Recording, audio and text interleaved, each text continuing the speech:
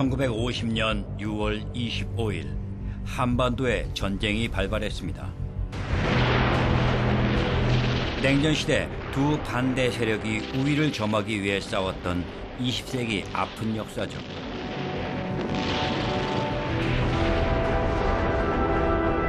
(1953년에) 휴전이 되었고 비무장지대를 사이로 남과 북은 갈라졌습니다. 강력한 군사력이 집결된 한반도는 최근 위협적인 핵 문제로 대치하기도 했습니다. Rocket Man should have been handled a long time ago. 지금 한반도는 평화를 위한 첫걸음을 내디뎠습니다. 하지만 남북 간의 오랜 분단은 모두의 삶에 긴 그림자를 드리웠습니다.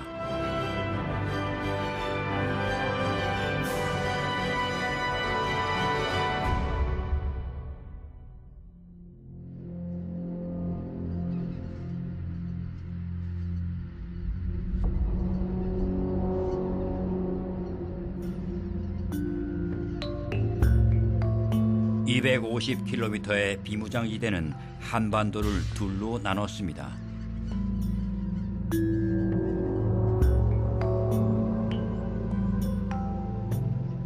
냉전 시대의 산물이죠.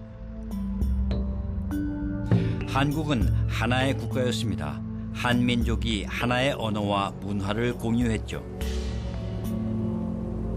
2차 세계대전이 끝나갈 무렵 한국을 통치한 일본이 전쟁에 패합니다.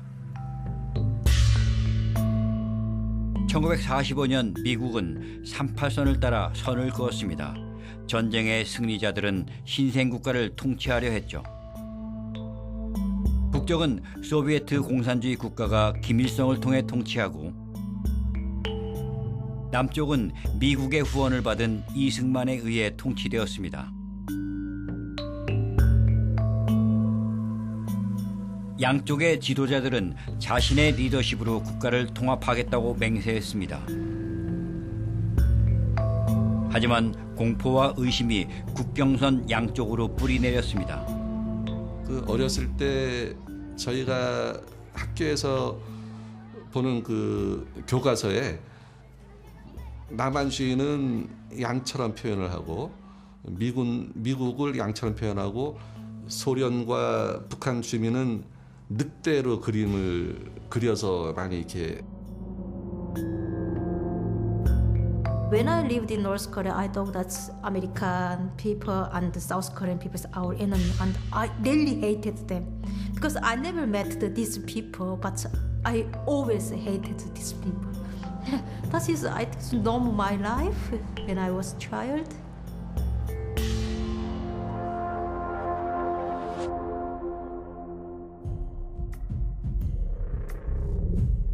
두 나라 사이 긴장이 최고조에 달한 1950년 6월, 북한군이 남한을 침략하며 한국전쟁이 일어났습니다. 이 충돌로 전 세계의 세력이 모여들었죠. 미국과 유엔은 남쪽을, 중국과 소련은 북쪽을 지원했습니다.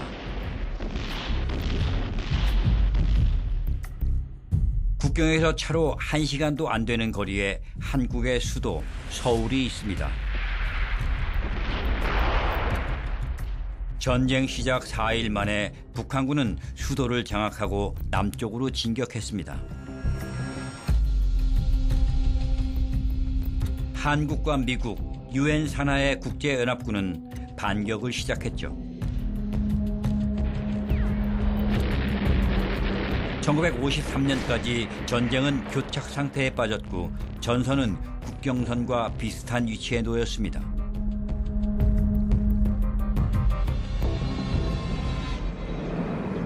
전쟁 기간 동안 많은 북한 사람들이 남쪽으로 탈출해 왔습니다. 1951년 당시 16살이었던 김영배 씨는 어머니와 형제들을 떠나 국경이 있는 임진강으로 왔습니다. 그 보트로 다 건너는데 그게 이제 사람들은 많고 빨리 못 건너오니까 저쪽 강변에서 이제 밤을 샜거든요. 그 이불만 넣고 그냥 그 추울 때인데 거기 이렇게 들어가 있는데 그 이불이 그 안에서 이렇게 습기가 나와가지고 이불 그 덮은 게 완전히 이렇게 산수 덩어리처럼 딱 얼어붙은 아침에 이제 나와가지고 기다리다가 이제 여기 그 보트를 타고 건너와서 이제 피란 갔거든요. 그래서 여기가 이제 내가 피란 나올 때 이렇게 지나간 길이 돼가지고 기억이 많이 이제 이렇게 나는 데죠. 이후 전쟁은 2년간 더 지속됐으나 양쪽 모두 승리의 확신이 없었습니다. 결국 1953년 7월 휴전이 됐죠. 공식적으로 남한과 북한으로 나뉘었습니다. 한국전쟁으로 250만 명이 죽거나 실종되었고 아직도 양국은 분리된 채 남아 있습니다.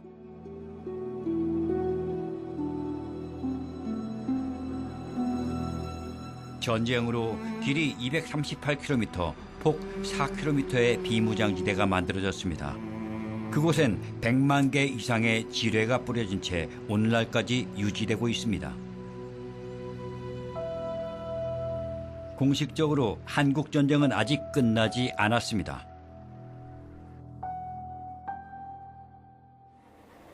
아직도 이 철책이 남과 북을 무겁게 가르고 있습니다. 지구상에 남아있는 유일한 분단국가. 한반도의 종전이 전 세계의 이슈가 되고 있는 지금도 남과 북의 대치 상황은 여전합니다. 휴전 이후 남과 북은 전혀 다른 길을 걸어왔습니다.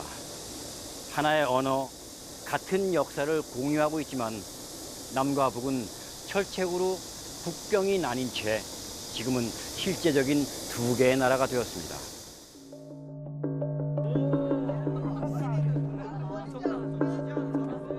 같은 뿌리의 한 나라는 전혀 다른 두 개의 국가로 모습을 바꾸었습니다.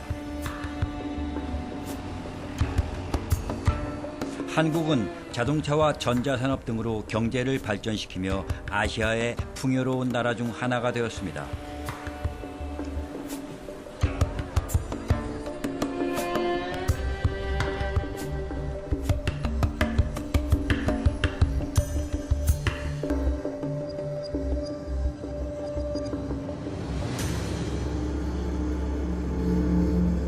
서울의 북쪽 60km 너머에는 전혀 다른 한국이 있습니다. 2,500만 명의 북한 사람들은 외부 세상과 접촉하지 않습니다. 고립되고 비밀스러운 이 나라는 세계적으로 취약한 경제국 중 하나입니다. 대신 핵무기 프로그램은 세계의 주목을 받고 있습니다.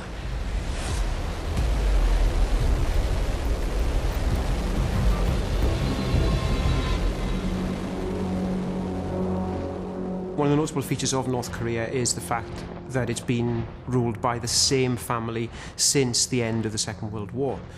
It's the same Kim family that took the North to war in the 1950s, and it's the same Kim family that's involved in the development of, for example, the nuclear weapons that we see today. What we can talk about then is a dynasty, the Kim dynasty, grandfather, father, and now son. The control of the family and the government over life in Korea is more or less absolute. There is very little in ways of press, in terms of opportunities for freedom of expression. Even artistic expression is severely constrained.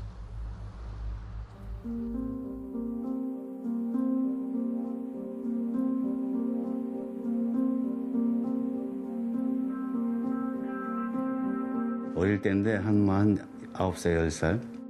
아, 나도 저 위대한 사람한테 칭찬받고 싶고 내가 할 수 있는 건 그림 그리는 거였어. 나 그림 그려서 칭찬받아야지. 그거였지. 나는 김일성, 김정을 위해서 죽겠다고 생각했던 놈이라 저 얼굴은 그릴 수 있는데 이렇게 자신감은 있었지만 대놓고 그리기는 위험하죠. 그래서 몰래 숨어서 그래서 불태워버리는 거야. 누구 보면 안 되니까. 선무 씨는 평양에서 그림을 공부한 뒤 군대에서 2년간 복무했습니다. 그의 역할은 정권 홍보용 예술 작품을 만드는 것이었죠. 그는 통치자를 그릴 수 있도록 허락받은 특별한 예술가 중 한 명이 됐습니다. 군에 있을 때에는 미제 침략자들을 소멸하라. 전쟁부 군이 그리고 미제 식민지인 남조선을 해방하는 그런 훈련 모습, 또 김일성, 김정일을 옹호하는 모습의 포스터. 어렸을 때는 세상에 부러움 없이 살았죠. 뭐 밖을 모르니 그냥 우리나라가 제일이라 이렇게 생각했죠.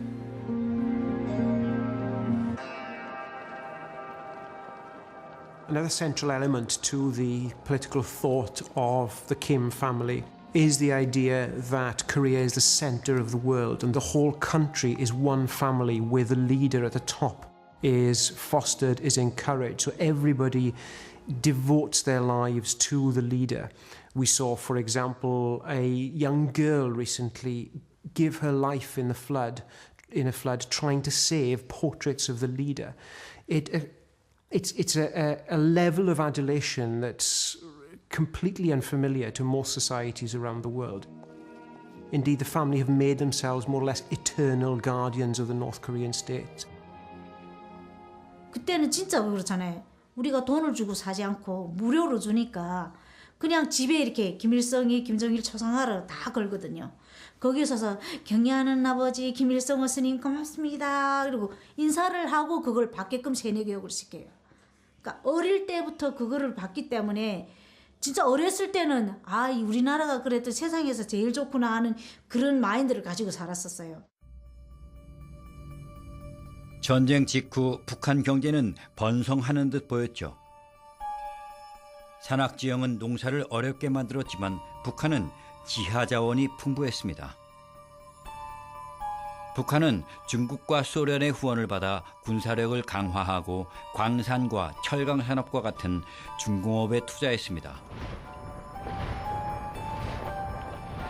The key transition occurs in the 1980s where the northern economy begins to stagnate and then coupled with the collapse of the Eastern European communist regimes and particularly the regime in Moscow in 1991, we see the major markets for North Korean goods disappear overnight and crucially the end of Soviet subsidies for the North Korean regime. And we see not just a collapse of the economy but a major famine go hand in hand with that and the population suffer immensely. 홍수 등 환경 재난은 위기를 더욱 가중시켰고 북한은 세계로부터 고립됐습니다. 정확한 수치를 파악하기는 어렵지만 100만 명 이상이 기근으로 사망한 것으로 알려졌습니다.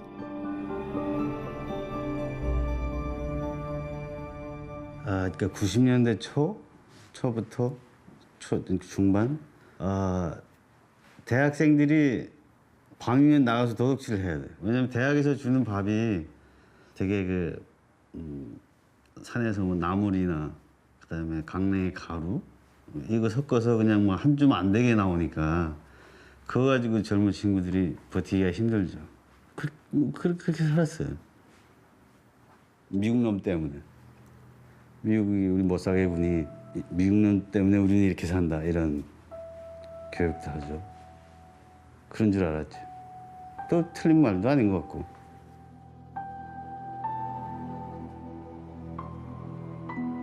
In early 1990s, in my area, electricity is gone, and the government didn't give to us food. My uncle died of starvation in front of me. Our leader is a great leader in our world, but why uncle is died of starvation?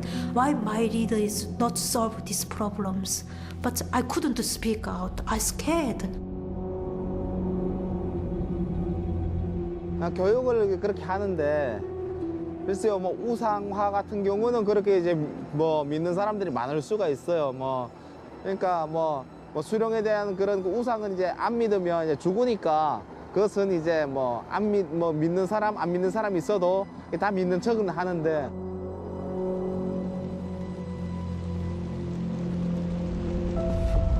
이제 뭐 그러니까 그 아버지가 일했는데 일한 것의 대가를 이제 북한 정권이 주지 않았어요. 그래서 할머니도 굶어 죽고 먹고 살기 위해서 이제 할 수 있는 것은 석탄이라도 훔쳐가지고 팔면 먹을 걸 조금 구할 수 있었죠. 그래서 달린 열차에 매달려서 이제 석탄을 훔치고 했는데 그러다가 이제 뭐 영양실조고 먹지 못하고 하다 보니까 열차에서 떨어졌어요. 그래서 열차에서 떨어져가지고 그때 이제 그 기차가 이제 저희 그 다리하고 이제 그 손을 이제 그 열차 바퀴가 이제 밟고 이제 지나갔고 그때 다리도 잘리고 손도 잘리고 이렇게 했는데 정말 이제 그 피가 이제 엄청나게 많이 났고 고통스러웠고 정말 이제 많이 아팠죠.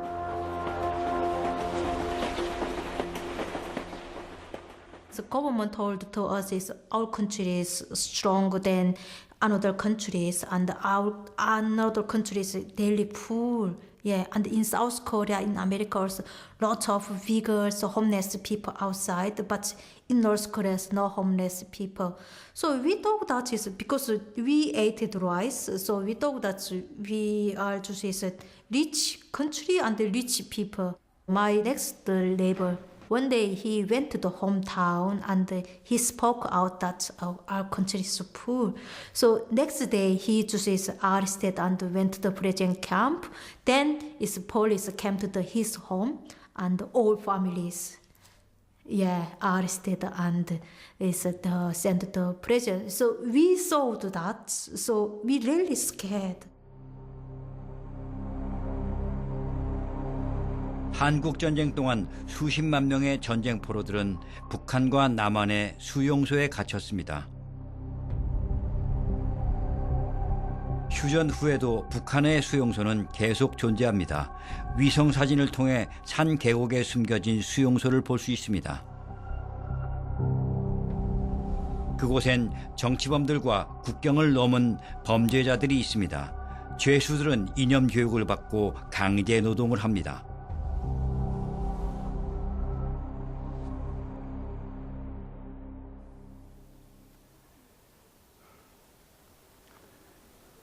제가 지금 서 있는 이곳은 파주에 위치한 통일전망대입니다. 북한 땅과의 거리가 2.3km에 불과하죠. 저 멀리 북한 주민들이 농사를 짓거나 아이들이 뛰어다니는 모습이 보일 정도로 아주 가까운 거리지요. 여기서 바라보니까 참 평화로워 보이죠? 그런데 북한 땅 어디엔가 강제 노동을 시키는 수용소가 있고 아직도 굶거나 고통받는 사람들이 있다는 사실이 현실로 여겨지지 않습니다. 북한에서는 1995년도에 시작된 고난의 행군으로 실제 굶어 죽는 사람들이 속출했고 탈북자의 행렬이 이어지기도 했습니다. 휴전 이후 지금까지 30만 명 이상이 북한을 탈출한 것으로 알려졌습니다. 가장 흔한 탈북 경로는 수로가 좁은 두만강을 건너 중국으로 가는 방법입니다. 두만강 일부 구간은 얕고 강폭이 좁아서 수영으로 건널 수 있습니다. 겨울에 강이 얼면 걸어서도 건너죠. 강을 건너다 붙잡힐 경우 다시 북한으로 송환됩니다. 탈북자들은 혹독한 신문을 받고 수용소에서 죽음을 맞기도 하죠.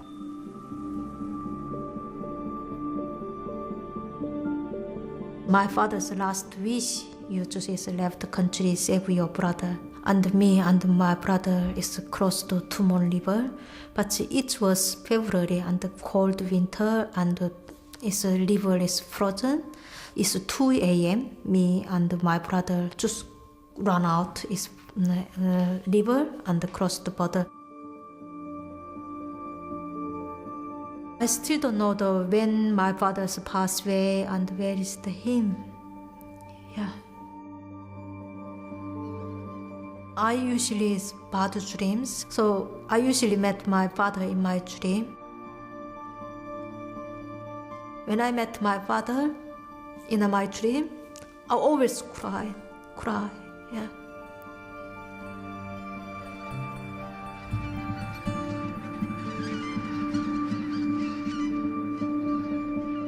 when I went to China and I was human trafficking and separated my brother and he also repatriated to North Korea. So I still don't know that he's alive or dead.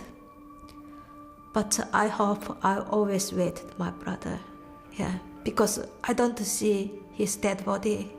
Yeah, so I always wait my brother. And I just always pray that once I met my brother in this freedom country, yeah. My brother is now disappeared. It's almost 17 years now. Yes, he's disappeared. 2008년 박지현 씨는 영국에 도착했습니다. 그리고 처음으로 충격적인 탈출에 관해 입을 열었습니다. 도망친 중국에서 지현 씨는 강제로 결혼을 했고 1998년 임신해 아들을 낳았습니다. One day he came to the home and he said that I wanted to sold to my child because he debt lots of money. But in China, it's usually boys is very popular in many areas. So he just wanted to sold to my child. So when I heard that, I just stand up and holding the knife, and I said that is if you touched my son, I killed you. So it's the first time in my life I stand up and fight this evil. 이보다 더 심한 고통이 지현 씨를 기다리고 있었습니다. 북한 정권이 그녀를 찾아냈고 결국 수용소로 보내졌습니다. 아들과도 헤어진 채 매일 중노동에 시달렸습니다.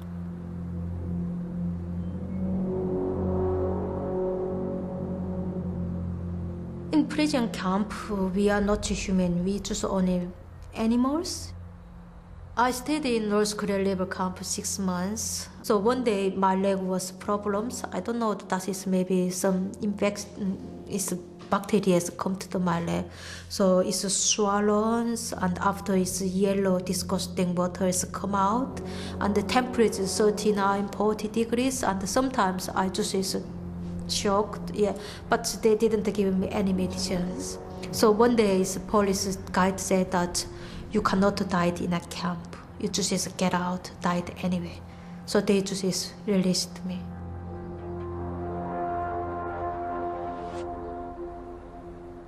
가까스로 몸을 회복한 지현 씨는 아들을 찾기 위해 다시 탈출했습니다. 다행히 중국에서 아들을 찾아 함께 영국으로 왔습니다. Sometimes people are really angry, are happy. They just describe their emotions.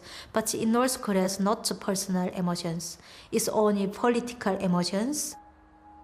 In the UK, when I saw this, my children's laugh, I didn't know that I just saw tears and in here, something that's in here, yeah, emotions.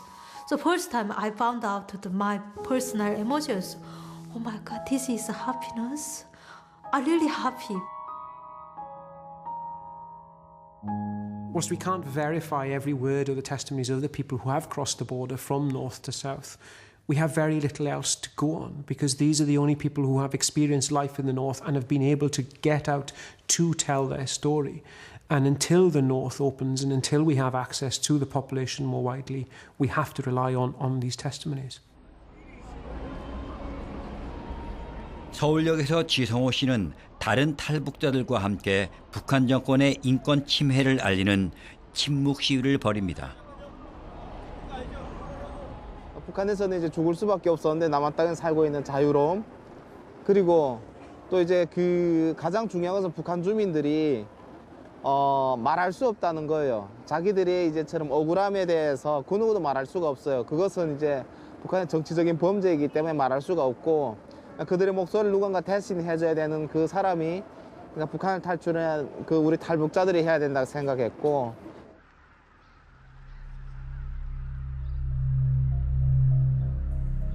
예술가의 꿈을 이루기 위해 선무 씨는 북한 탈출을 결심했습니다. 목숨을 걸고 두만강을 헤엄쳐 중국으로 갔습니다. 하고 내 석 달 동안 중국에서 느낀 거 있죠? 아 이거 왜 이러지? 왜? 아 강 건너 애들은 개 돼지도 배불리 먹는데 이거 이런 생각들. 아 되게 내가 믿었던 그 믿음에 대한 것들이 계속 왜 이러지 의심이 드는 거고. 그러다가 아 이거 내 국적이 있어야 되겠다. 그래가지고 근데 나는 조선의 국적을 갖고 싶은데 그렇다면 북한을 가야 되는데 그거는 가면 죽음이고 남쪽도 내 땅이 남쪽의 국적을 가져야 되겠다고. 남한에 가기 전 그는 라오스와 태국에 머물렀습니다. 왜 왔나 싶었죠. 여기 모든 게 생소했고 같은 조선 사람인데 너무 다르게 살았고 들은 것처럼 내가 북에 있을 땐 북한의 그 김정일을 위한 프로파간다를 했죠. 근데 여기 와서 하고 또 그것이 나오고 내가 할 수 있는 게 그럼 내가 아는 거에 대한 거 가지고 내가 잘할 수 있는 거 가지고 나에 대한 프로파간다를 해야 되겠다.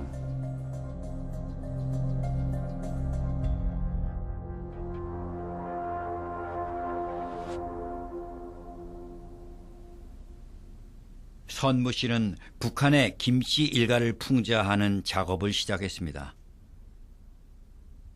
북한에서는 상상할 수 없는 거죠.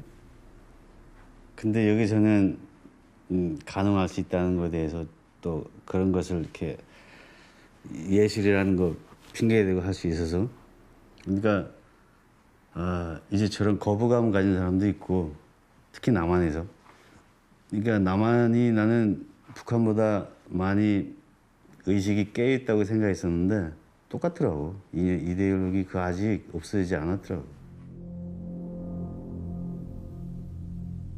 선무 씨의 작품은 북한과 남한의 지도자들에 대한 비평을 담고 있어서 스스로 위협을 느낍니다. 그의 신분은 실제 보안 사항이고 선무란 이름도 가명입니다.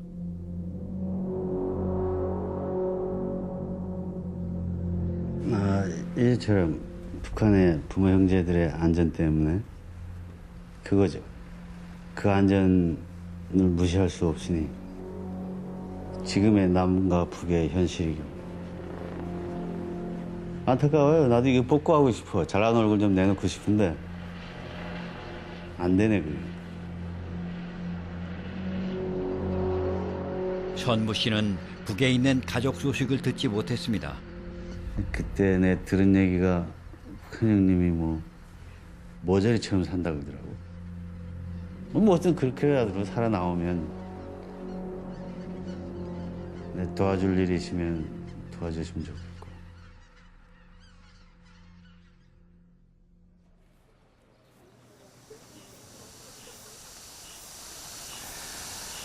선무 씨 같은 탈북자가 아니더라도 북한에 가족을 둔 이산 가족은 무척 많습니다. 한국 전쟁과 한반도 분단으로 생겨난 이산 가족은 대략 13만 명. 그중에 생존자는 약 6만 명 정도입니다. 해마다 2,400명 정도가 가족의 생사를 확인하지도 못한 채 눈을 감고 있습니다. 실제로 2016년부터는 이미 사망자 수가 생존자 수를 앞질렀습니다.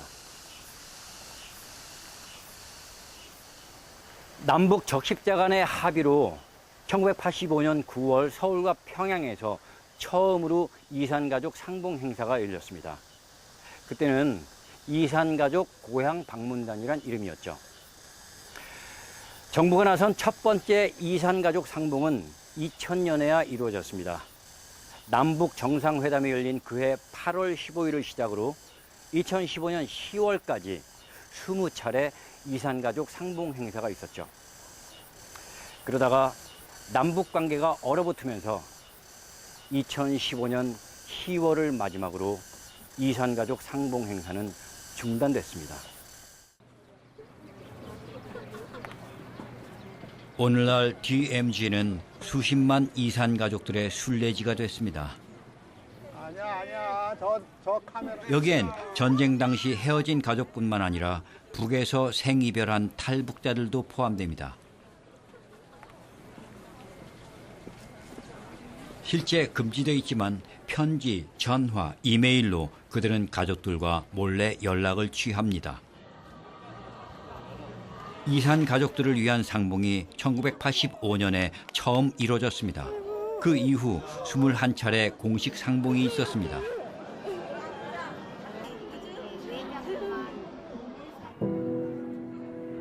김영배 씨는 1996년 이산가족 상봉제로 무작위 선출됐습니다. 네, 이산가족 이렇게 상봉하게 된다고 그래서 아주 그냥 마음이 좋았죠.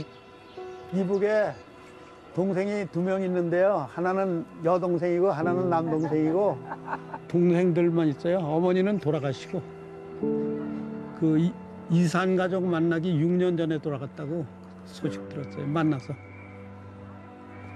근데 거기서 뭐 이쪽이 그 살기 좋고 그런 얘기를 하면 거기 감시하는 사람들이 그런 얘기 못하게 하거든요. 그래서 뭐 그냥 그 서로 가족에 대한 이런 정보만 교환을 했지 여기 그 경제 상태나 뭐 이런 거 얘기하기가 힘들더라고요. 그래서 그런 거는 이제 못하고 서로 살아있다, 언제 죽었다 뭐 이런 정도의 그 정보만 교환했지 이제 그 하고 싶은 얘기는 다 못했죠. 2015년 10월 남북 간의 긴장이 높아져 상봉은 중단되었습니다.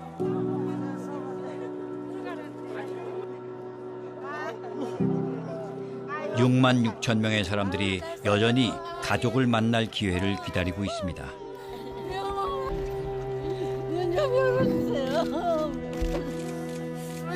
대부분 70세가 넘은 그들에겐 시간이 촉박합니다.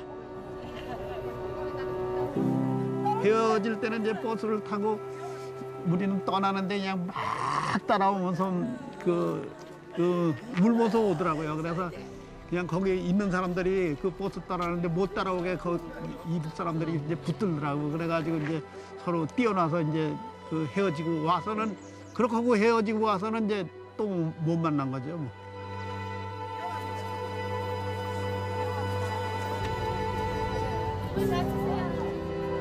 지금 이렇게 사는 사람들 생각을 하면 거기서는 이제 자기들끼리 이렇게 사는 게 어떻게 살까 이런 생각도 나고요. 하루속히 이게 끊어졌으면 좋겠어요.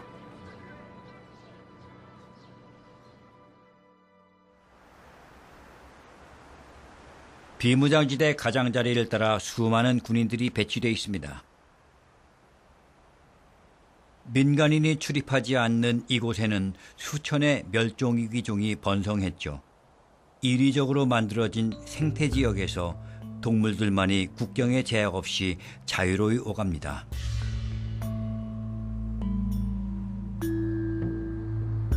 (2004년) 남과 북을 잇는 역사적인 시도로 개성공단이 문을 열었습니다. 약 100개의 남한 기업이 북한의 싼 노동력을 이용해 제품을 생산했습니다. 북한 주민들에겐 귀중한 외화소득원이 되었죠. 김경진 씨는 북한 주민들과 일을 하기 위해 매일 DMZ를 오갔습니다.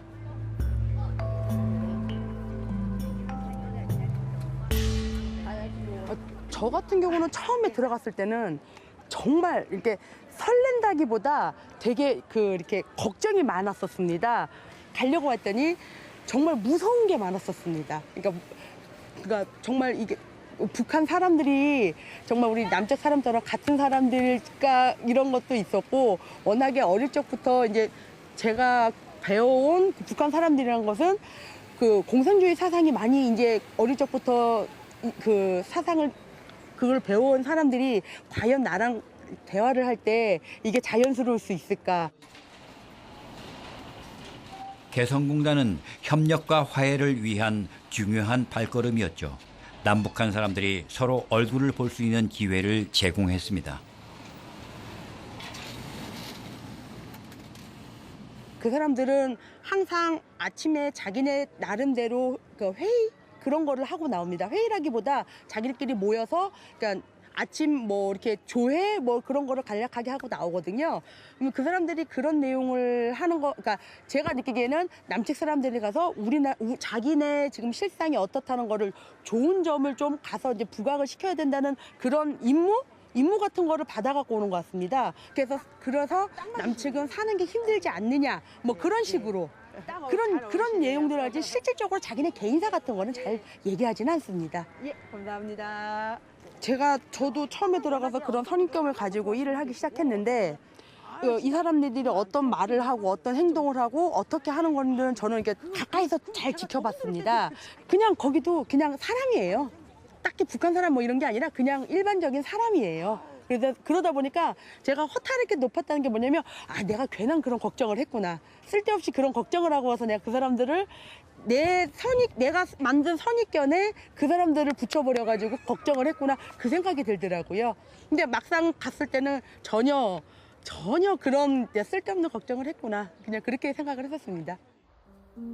DMZ 북쪽 10km에 있는 개성공단은 위험한 작업장으로 인식됐습니다. 하지만 경진 씨는 좋은 근무 여건에서 높은 보수를 받으며 일했습니다. 2016년 2월 북한의 로켓 발사 이후 개성공단은 철수됐습니다.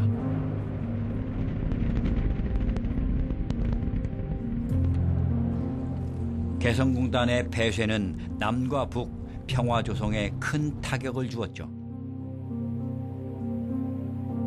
그리고 북한은 핵 프로그램을 강행했습니다.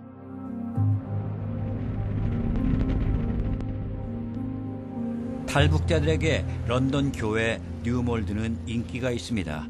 약 12,000명의 한국인들이 살고 있는 그곳은 유럽에서 가장 큰 한국인 공동체입니다.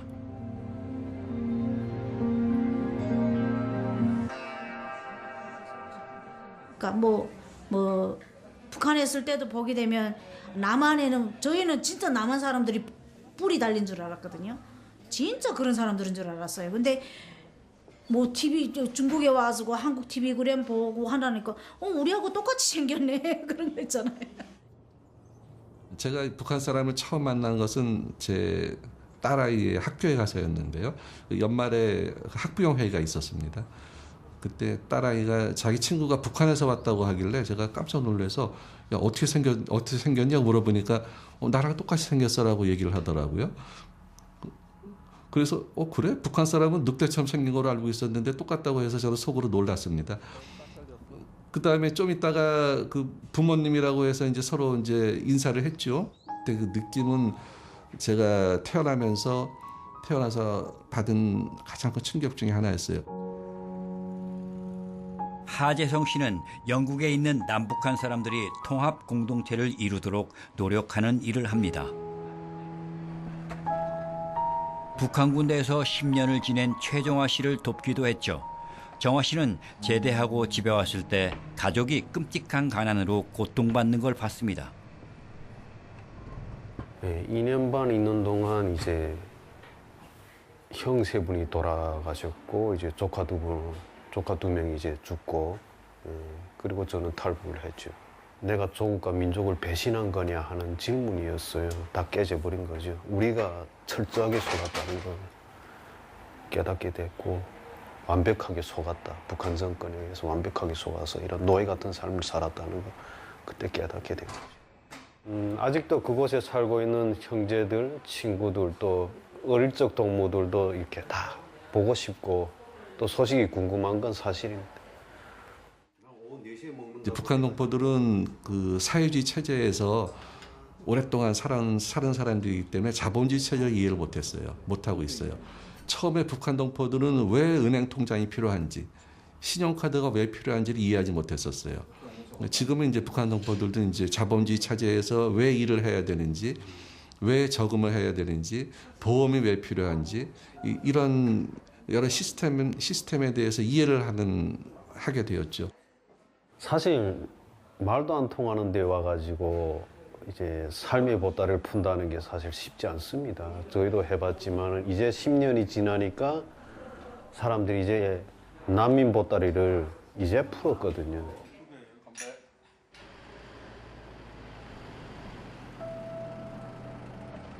DMZ 가장 가까이 통일촌 마을이 있습니다. 지난 반세기 동안 늘 긴장 속에서 살아온 마을입니다.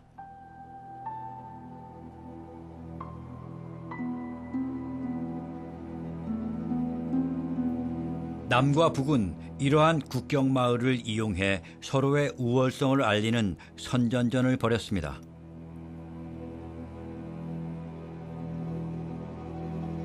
대표적인 게 깃대 전쟁입니다. 남한이 100m가량의 깃대를 세우자 북한은 즉시 깃대를 60m 높게 올리기도 했죠.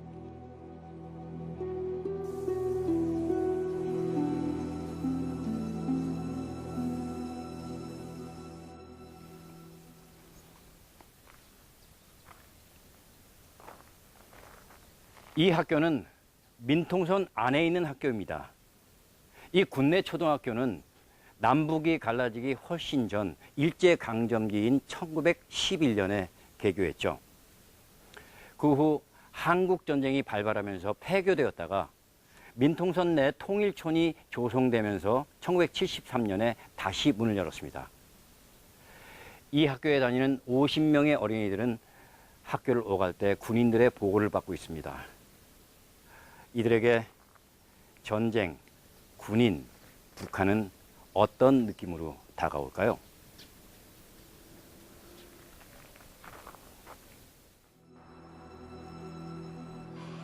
통일촌 내 학교는 일반 학교와 크게 다를 바 없습니다.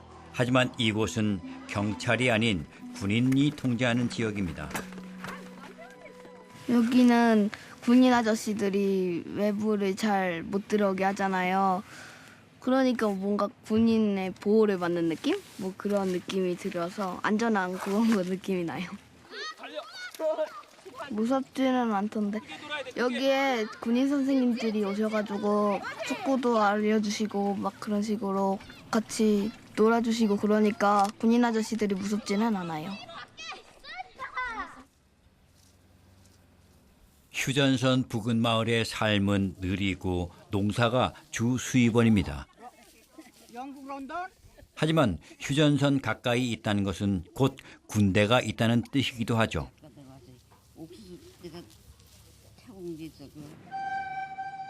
이 마을 학생들은 통일에 대해 어떻게 생각하고 있을까요? 저는 통일이 빨리 됐으면 좋겠어요. 왜냐면 북한에 있는 친구들과 함께 같이 놀고 북한이 어떻게 생겼는지 보고도 싶고 거기서 북한 친구들과 빨리 통일이 돼서 우리 군내초등학교에서 빨리 놀고 싶어요.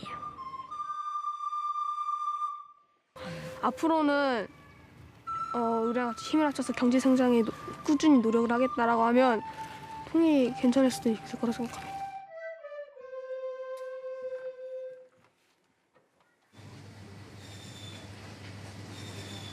통일은 먼 꿈이기만 할까요?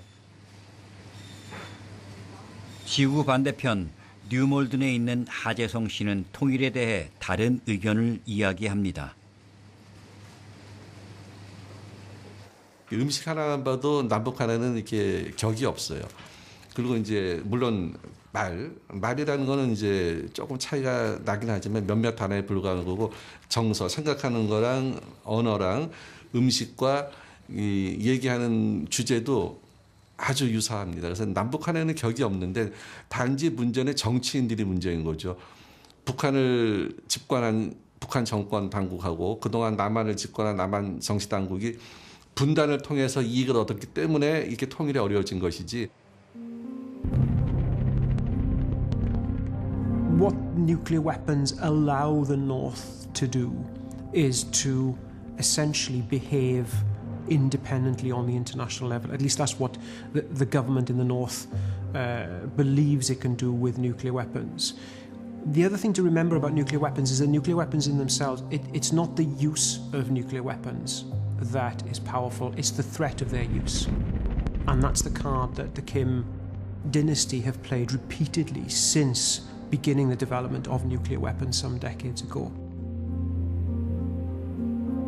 최근 남북 관계는 달라졌습니다. 평창에서 열린 동계올림픽에 남과 북이 공동팀을 내보냈습니다.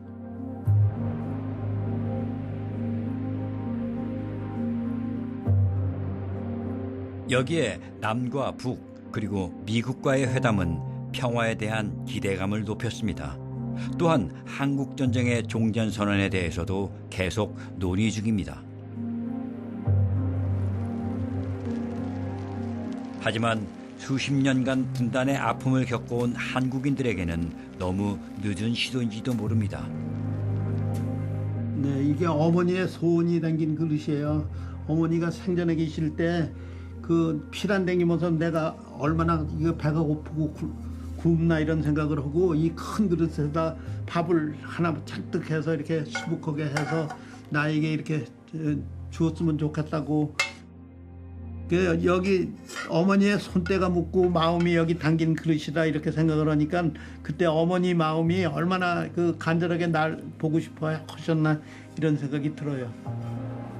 어머니가 그 이북에 생전에 계실 때 하루빨리 통일이 돼서 나한테 이렇게 배부르게 밥을 한번 실컷 먹여봤으면 계속 이 그릇을 깨끗하게 이렇게 닦아가지고 돌아가실 때까지 이걸 보관하고 계셨대요.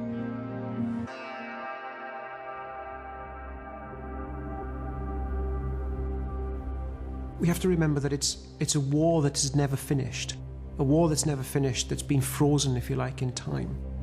These are the politics of the 1940s, the politics of that era immediately after the end of the Second World War, where the world was divided along superpower lines. The rest of the world has kind of moved on almost from that struggle.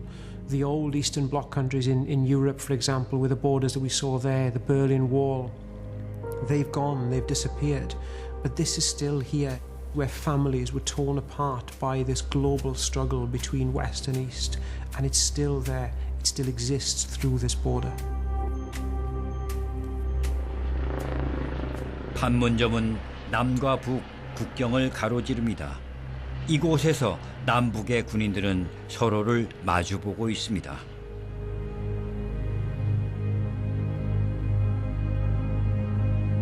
냉전의 마지막 분쟁 지역 안에 위치한 판문점. 한국 전쟁의 휴전이 여기에서 체결됐습니다.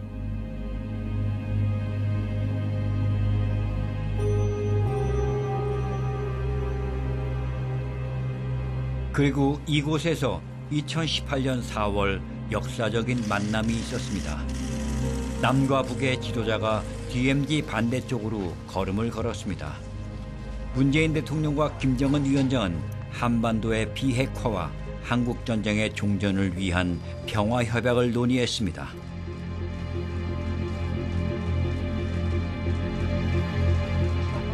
한반도 평화가 가까이 온 듯 보이지만 아직 극복해야 할 장애물들이 많습니다.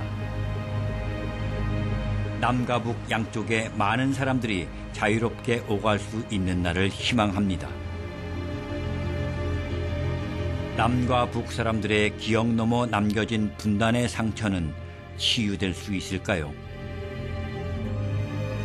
아직은 휴전선이라는 거대한 장벽이 가로막혀 있습니다.